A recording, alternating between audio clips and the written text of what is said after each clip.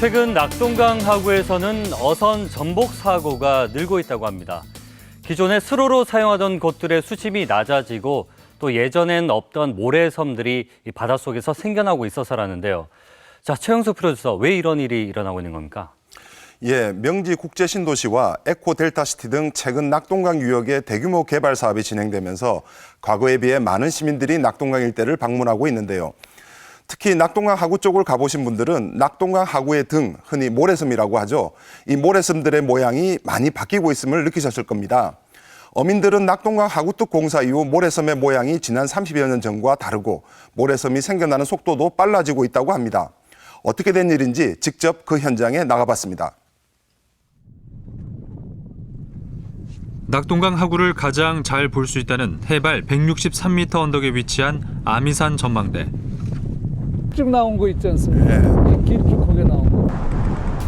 최근 낙동강에 새로운 모래섬들이 빠른 속도로 생겨나고 있다고 해서 전문가와 함께 찾았습니다.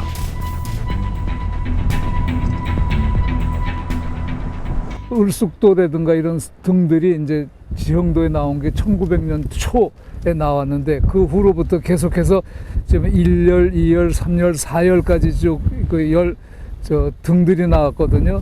근데 그 등 밑으로 남쪽으로 다시 새로운 등들, 속등들이 지금 올라오고 있어요. 왜 새로운 등들이 갑작스레 생겨나고 있는 것일까요? 제작진은 썰물 시간대에 맞춰 직접 그 등들을 찾아 나섰습니다. 배가 접근하기 힘든 바닷속 모래섬을 보기 위해 헬리캠도 준비했습니다.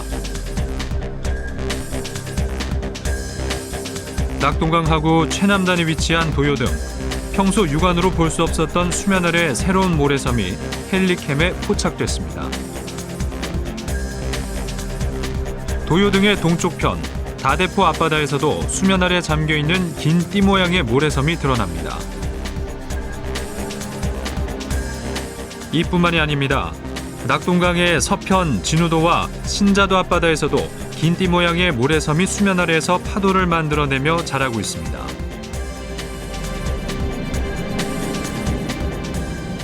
조금 떼기 때문에 물이 덜 빠져가지고 근데 어디든지 이렇게 얕은 곳은 큰 파도가 치는 곳인데 이게 사리대가 되면은 드러나가지고 사람들이 저 위에 서서 이러는 걸 볼 수 있습니다. 지금은 물이 있지만 저 위로 사람들이 걸어다니기도 한다 이거죠? 네. 지금은 바다에 잠겨 있지만 사리대 육지처럼 드러나는 속등은 어민들에겐 골칫거리입니다. 옛날에는 배가 이만큼 이쪽을 가깝게 돌아다니는데 지금 다 막혀버리고 저 아래까지 지금 사리대 때문에 배도 못 넘어다녀요. 준수를 하자고 좀 구청에다가 이야기를 해도 그게 안 되는 모양이라야. 그래 어정하는 사람들이 양식하는 사람들이 지금 다 애로사항이 많아요. 그래. 백기를 막으며 성장하고 있는 바닷속 모래섬 속등. 이런 속등이 계속 자라 마침내 섬이 됩니다. 그 섬에 직접 올라봤습니다. 그렇죠. 이렇게 올라오고 그다음에 이제 바람에 의해서 이제 올라가는 거죠. 계속해서. 처음에는 이제 모래만 있다가 어느 정도 시간이 지나면 이런 식물들이 여기 침입을 하죠.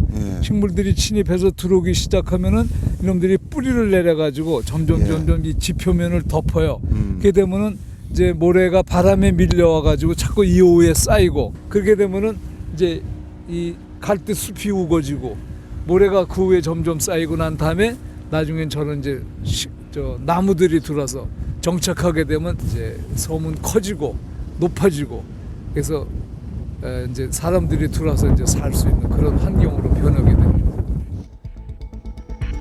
낙동강 하구의 모래섬이 처음 지도에 등장한 건 대동여 지도부터입니다. 지금은 육지가 된 명지가 명호도로 표시되어 있습니다. 1916년 일제 때 지도에는 명호도 남쪽으로 새로 대마등이 생겨났고 그 옆으로 신호도와 진우도가 보이기 시작합니다. 1955년에는 대마등 아래 새로 장자도가 생겨났고 그 아래 새로 모래섬들이 만들어지고 있습니다. 1970년대 이르면 울숙도 아래 지금의 백합 등이 울숙도 남쪽으로 장자도 아래 신자도가 그 모습을 드러냅니다.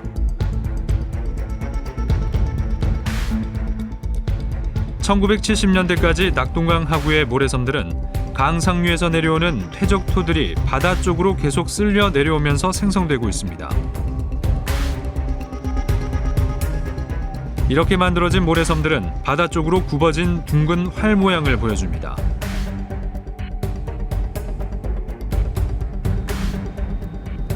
그런데 1988년 갈수기 염해 방지를 위해 낙동강에 하구뚝이 만들어집니다. 하구뚝은 낙동강 물의 흐름을 단절시켜 하구의 환경을 급격하게 바꿔놨습니다. 바다 쪽에서 밀려드는 밀물에 맞설 강물의 흐름이 약하다 보니 퇴적토가 강 하구 쪽으로 동서 방향으로 쌓이기 시작한 겁니다.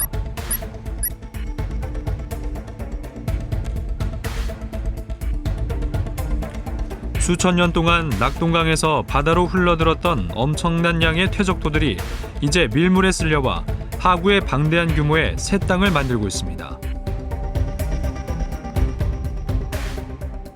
이 낙동강 하구에 새로운 그 등들이 계속 늘어나면서 다대포하고 건너편에 있는 가덕도 사이가 머지않아서 한 거대한 한 덩어리의 육지로 이제 변화될 거라고 예상이 됩니다. 지난 12월 3일 부산시 상수도사업본부 회의실에서는 낙동강 하구뚝 개방을 앞두고 기수생태계 보건 토론회가 개최됐습니다. 하구뚝 개방 후 생태계의 변화를 미리 예측해보는 자리였습니다. 그러나 하구뚝 아래 점점 육지화되어가고 있는 낙동강 하구에 대해서는 별다른 논의가 없었습니다. 낙동강 하구의 모래섬은 늘 사람들의 관심 밖에 있었던 겁니다.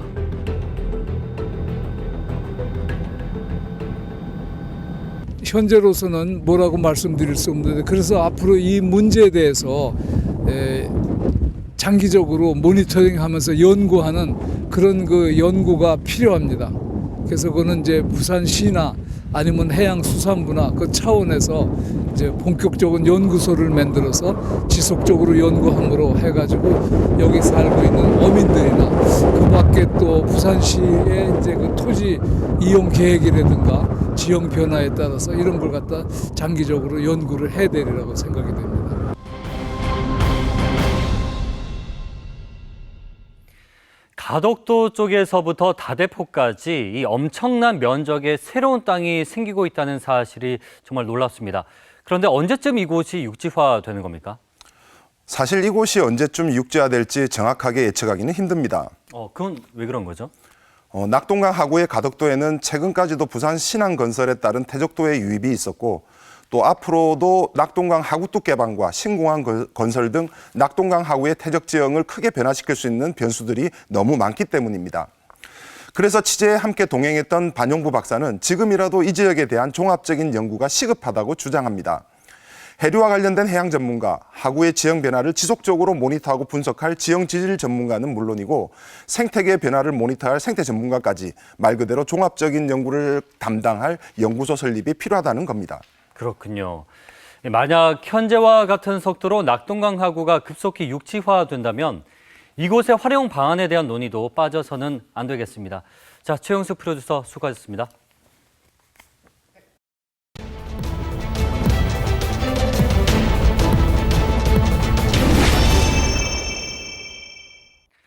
지난 9월 부산에 남아있는 야학 중에 가장 오래된 야학인 남부야학이 문을 닫을 뻔했습니다. 야학 부지가 팔려나가면서 오갈 데가 없어진 건데요. 학생들이 거리로 내몰릴 위기 속에 다행히 이전할 수 있는 공간을 찾아 안도의 한숨을 내셨습니다. 이처럼 야학들은 자원봉사자들에 의해 비영리로 운영되다 보니 유지가 어려운 환경일 수밖에 없습니다. 부산의 야학들은 어떻게 운영이 되고 있을까요? 부산나우에서 취재했습니다.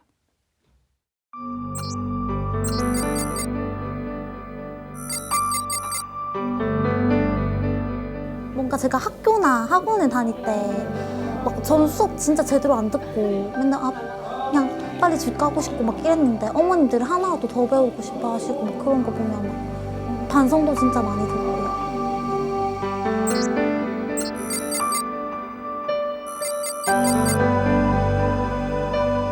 어쨌든 일하다가 와가지고 작업처럼 와가지고 하나라도 더 가르쳐 주려고 하시는 거 보면 우리도 일을 하고 오거든요. 그냥 좀 피곤해도 좀 더 열심히 해야 되겠다는 생각이 듭니다.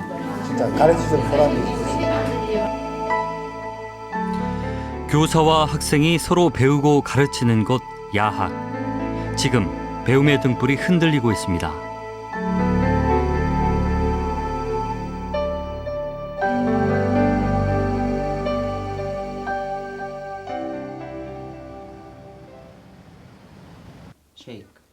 올해 58의 이점순 씨. 늦은 나이에 야학을 통해 공부를 시작한 늦깎이 학생입니다. 어릴 적 딸이라는 이유로 초등학교 문턱조차 넘지 못했다는 점순 씨. 가르쳐줘야지. 이게 어려워서 잘 안 된다, 단어는. 지난 5년간 야학을 다니며 배운다는 것의 중요성을 깨달았다고 합니다. 초등부를 다녀보고 중등부를 다녀보고 고등부를 이제 다 겪었잖아요, 그죠? 그러니까 사람이 이래 대화를 해보면은 다르더라고요. 다른 거를 내가 느껴요. 그래서 내가 사람은 좀 배워야 된다 이렇게 생각을 해요. 일과 공부를 병행하며 초등과 중등 검정고시를 합격하고 고졸 검정고시까지 준비 중이라는 점순 씨. 야학에서 공부하며 생애 처음 상장까지 받았습니다. 일평생 배우지 못한 한을 야학을 통해 달래고 있는 겁니다. 나의 기쁨이라 내한테 나도 이런 이만큼 한다는 그것이 지금은 자격증 딴 뭐야 대학교 나와봐야 내 뭐 하겠어요. 내 만족이 커요. 내 만족이에요.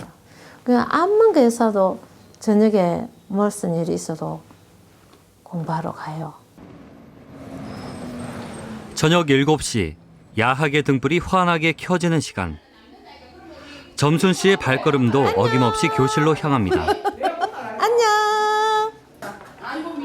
제각각의 이유로 배움의 시기를 놓친 사람들이 야학으로 모여드는데요. 현재 부산에서 운영 중인 야학은 총 10곳. 이들은 어떤 이유로 야학을 찾게 된 걸까요? 누가 해야 하나? 진짜 맛있네. 저 언니가. 이렇게 공부하는 데를 찾지를 못해가지고 그래 어떤 분 소개를 좀 기회다 싶어가지고 그러면 앞자까지 하고 있습니다. 네. 학원 같은 데는 돈이 많이 들어가니까 아예 엄두도 못 내고, 예, 우리 같은 경우에는 이제 뭐 낮에 또 일을 해야 되고 이제 밤에 와서 이렇게 공부할 수 있다는 게 너무 좋고. 80년대 후반까지만 하더라도 야학을 찾는 학생들 대부분은 정규 교육 과정을 밟을 형편이 안 되는 10대, 20대의 젊은 노동자들이었습니다.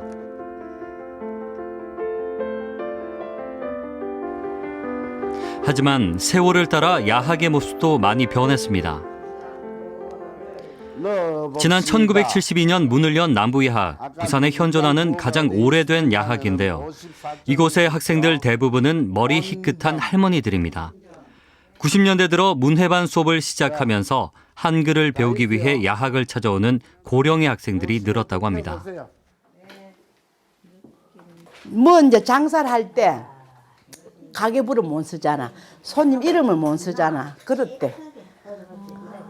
그래 이제 좀 장사를 하고 싶어 돈을 많이 벌고 싶어도 글을 모르니까 못 쓰니까 아무것도 못 하는 기라. 옛날에는 이제 애들과 같이 사는 게 고지서 같은 것도 오면은 이제 신경을 안 써도 다 알았는데 지금은 이제 그걸 아무도 없고 인간말미 둘이 살으니까 이제 그걸 확인을 해야 되니까 그 점도 알아야 되겠고 막 모든 게 다 답답하고 서럽지.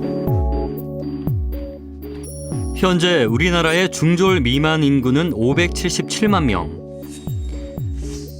이 중에 5만 8천여 명의 사람들이 문해 교육을 받고 있는데요. 전체 학습자의 64%가 야학을 통해 글을 배우고 있습니다. 사회가 학력이 높아진다고 하더라도 혹시 어떤 기회를 놓쳤던 사람들이 제2의 교육의 장이 되어지지 않나 이래 싶은데 비록 뭐 열악한 환경이지만도 그런 기회를 제공해 주는 것이 안 좋겠나. 그래서 야학이 언제나 필요하다고 많은 야학이야. 때론 야학은 배우는 것 이상의 의미가 되기도 합니다. 지체장애 1급의 최수영 씨. 매일 오전 10시만 되면 불편한 몸을 이끌고 야학에 가기 위해 집을 나섭니다. 벌써 2년째 이어지는 등굣길입니다. 어려운 집안 형편과 장애 때문에 간신히 초등학교만 졸업하고 학업을 중단해야 했던 수영 씨. 30년 넘는 세월을 집에서 은둔했던 그가 야학에 나가게 된 이유는 무엇일까요? 공부, 솔직히 말해서 공부가 좋아하는 사람 별로 없을 겁니다.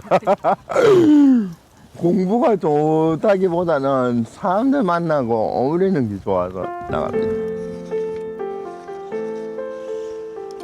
야학에 다니기 전만 해도 거의 외출을 하지 않았다는 수영 씨.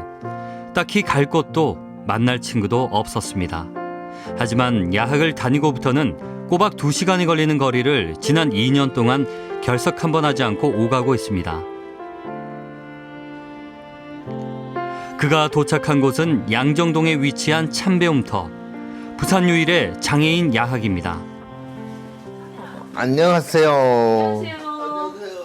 안녕하세요. 맛있는 거 먹네.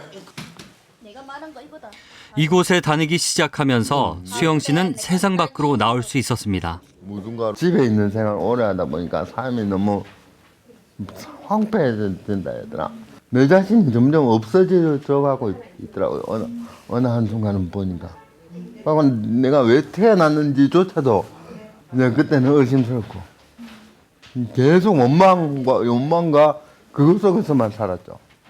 삶이 바뀌었다까지 생각할 수 있을까요? 예, 저는 100% 느낍니다. 제 삶의 전환점이라고 봅니다. 지난 1989년 문을 연 참배움터. 30년 가까이 장애인들을 위한 교육의 장이 돼주고 있습니다. 다른 기관과는 달리 이곳에선 장애 등급과 유형에 따라서 수업을 달리 진행하는데요. 때문에 학생들은 좀 더 수월하게 공부를 할 수 있습니다. 영어도 해놓고 수학도 해놓고 과학도 해놓고 다 해놓어요. 안다는 거 진짜 힘들었습니다. 전체 장애인 중에 의무교육 안에 들어있는 19세 이하의 청소년들이 3-4% 정도예요. 그러니까 나머지 한 96, 7%의 성인 장애인들이 그냥 똑같은 상황인 거죠. 전체 장애인이 250만 명이 있는데 딱 절반 정도가 초등학교를 제대로 못 다녔거든요. EX 맞아요? 의무교육의 테두리 바깥으로 밀려난 성인 장애인들. 야학을 통해 세상 밖으로 나와 새로운 꿈을 꿀 준비를 합니다. 예나 지금이나 야학은 교육 소외계층을 위해 문을 활짝 열고 있는데요. 전문가들 또한 야학이 필요한 이유가 여기에 있다고 얘기합니다. B로 나왔다. 제도권 형태의 교육기관이나 또는 사교육기관에서 담당하지 못하는 부분들은 계속적으로 존재할 수밖에 없는 거고요. 그러한 요구를 충족시켜주는 기관은 필요할 거고, 그런데 야학은 교육 수요자의 교육적인 만족, 이 부분에다가 더 초점이 맞추어져 있으니까 좀 진정성, 교육에 있어서의 진정성, 그다음에 좀 순수성, 그런 것들을 갖고 있는 것이 지금 야학의 형태가 아닌가 그래도. 그래서 아마 늦은 밤 형설야학의 교사들이 거리로 나섰습니다. 학생 모집 전단을 붙이기 위해서인데요. 배우고 싶은 마음은 있지만 야학에 대해서 잘 모르는 사람들을 위해서 야학의 위치와 수업 내용을 알리는 겁니다. 수업뿐만 아니라 야학을 홍보하고 학생을 모집하는 것도 교사들의 몫입니다.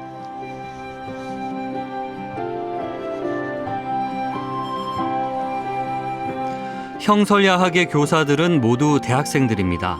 바쁜 시간을 쪼개 봉사활동을 하고 있는데요.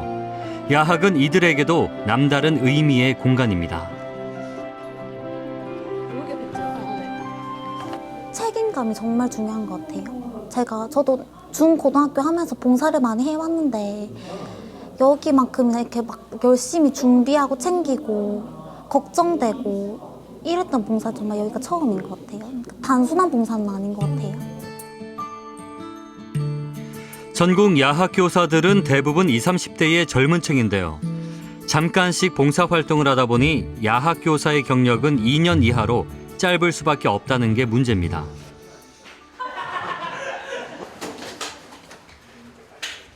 샛별야학에서는 매주 한두 번씩 특별한 수업을 진행합니다. 바로 예비교사의 공개 수업입니다. 이곳에서 교사로 봉사활동을 하기 위해서는 2주간의 실습 기간을 거친 뒤 공개 수업을 통과해야만 합니다. 교사를 구하기 어려운 상황에서도 이런 과정을 거치는 데는 이유가 있습니다.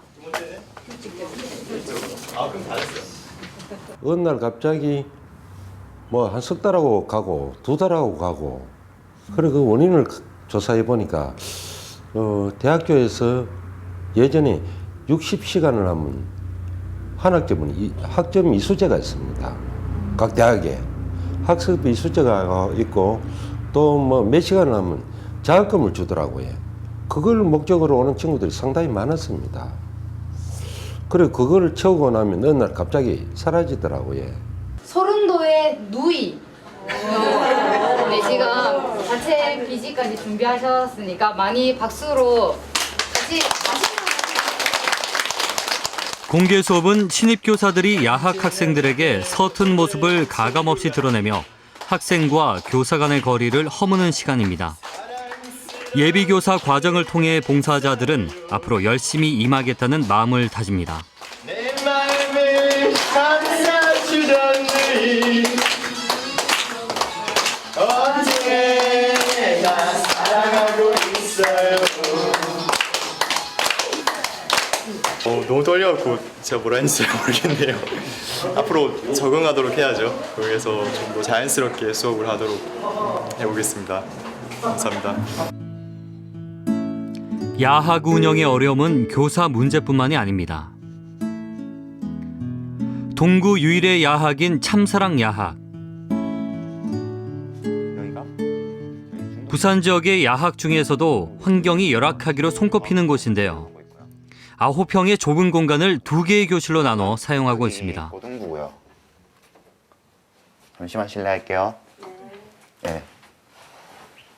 여기가 고등부고 여기서는 고등부 어머니. 임대료 문제로 여러 번의 이사를 거쳐 지난 2000년 이후부터는 줄곧 이곳에서 수업을 해오고 있는데요. 매년 재정난에 시달리다 보니 환경은 열악할 수밖에 없습니다. 이렇게 한 10년째 이 책상을 쓰고 있는데 보시면 이렇게 다 흔들리고 의자도 다 부러져가지고 이렇고 이거 같은 경우에는 정말 삐걱삐걱거리고요. 이렇듯이 너무 오래되다 보니까 저희가 이걸 교체하고 싶은데 교체비가 없어가지고요. 조금 힘든 상황이고요. 그나마 도와준 게 야학 곳곳에 보수해야 할 곳이 있지만 여건이 되지 않습니다. 깨진 유리창으로 겨울 외풍을 그대로 맞고 있는 모습. 어려운 상황을 단적으로 말해주는데요.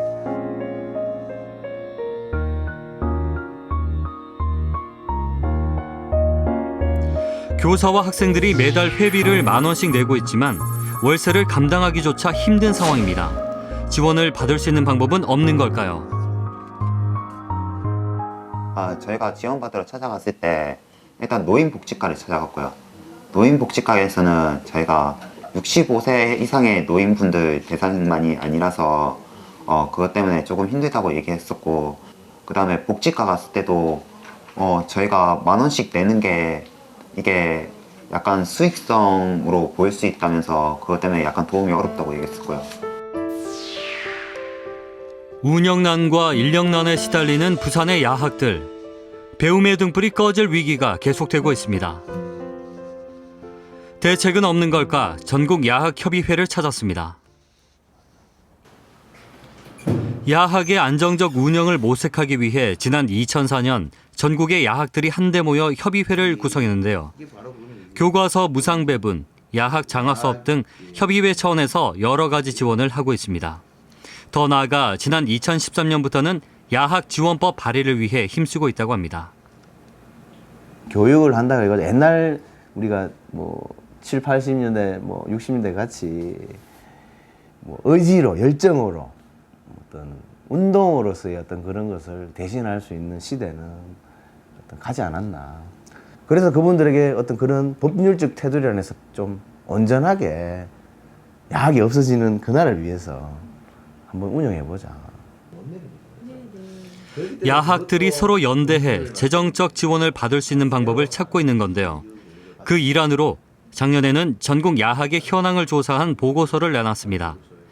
야학의 필요성에 대해서 목소리를 높이고 있는 겁니다. 노인 문해 교육 또는 야학 지원에 대한 것들이 과연 교육적인 측면에서 이 사회에 큰 효과가 있을까?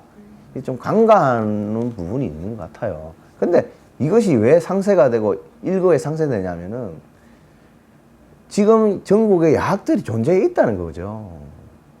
야학이 하는 이유가 그분들의 삶이 알면서부터 시작되는 게 또 그 알미라는 것을 우리 교사들이 또 이 사회가 또 동료들이 옆에서 같이 격려하고 지지해 주면서 같이 걸어갈 때 그분들은 여기에서 삶의 의미도 알 것이고 또 여기서 자기 행복을 찾아갈 수 있지 않을까.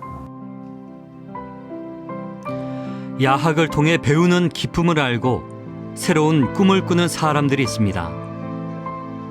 야학이어야만 배움에 대한 간절한 바람을 이룰 수 있는 사람들이 있다는 것. 야학의 등불을 계속해서 밝혀야 하는 이유입니다.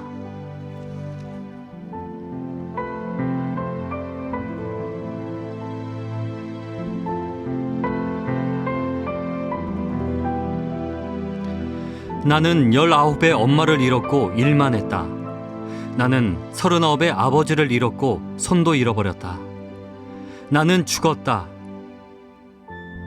따뜻한 엄마 목소리가 나를 깨웠다. 종철아. 나는 마흔에서야 글을 알게 됐다.